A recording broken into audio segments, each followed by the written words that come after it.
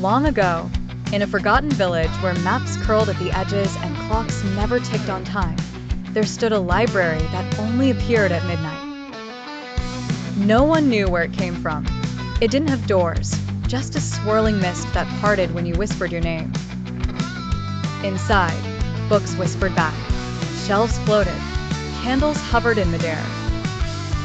But the most mysterious thing in that library, the Feather of Stars, a glowing silver plume locked inside a crystal case.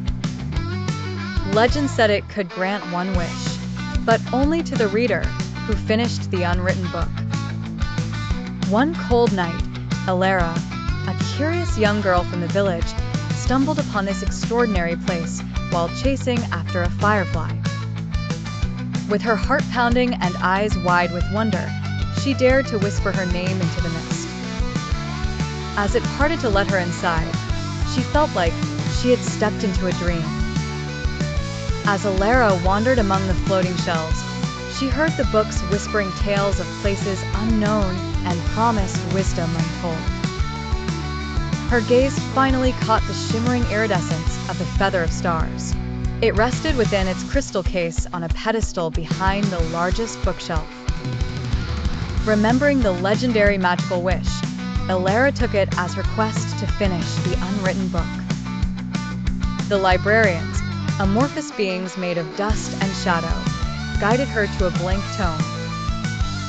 The cover was soft and felt alive beneath her touch, as if waiting for the stories Alara had to give it. Every night, she returned. With the guidance of the whispering books and shadows, she filled the pages with tales from her heart and the adventures she imagined. Over time, the unwritten book began to glow with a faint luminescence, revealing images of her stories dancing across the pages.